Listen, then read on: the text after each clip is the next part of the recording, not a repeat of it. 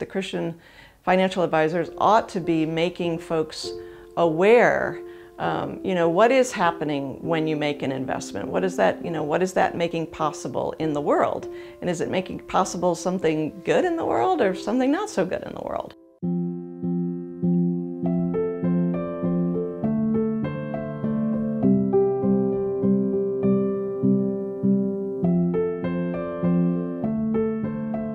It really ties back to something that you also talked about in what you wrote for us, and that is God's original, what is sometimes referred to as the cultural or the creation mandate. God has called human beings to collaborate with Him in the ongoing creation and development of this beautiful world that God initiates. And in the garden, the first human beings are called to both tend or keep the garden, but also to work the garden or to develop it.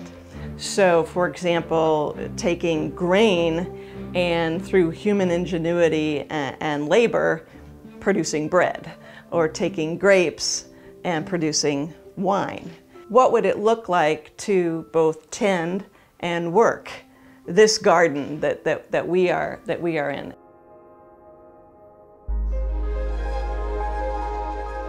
And so it's suggestive that the work of the investor is to find those business ventures that with the infusion of that extra capital will be able to flourish even more.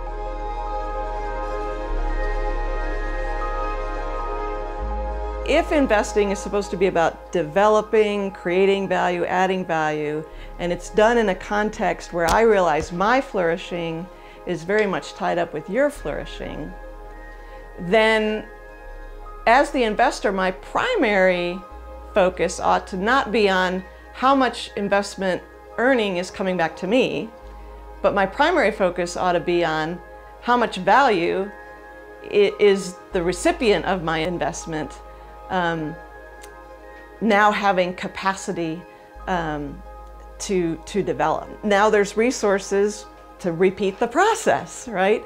And to keep revolving that credit going back and back and back and back to bring about more and more and more flourishing.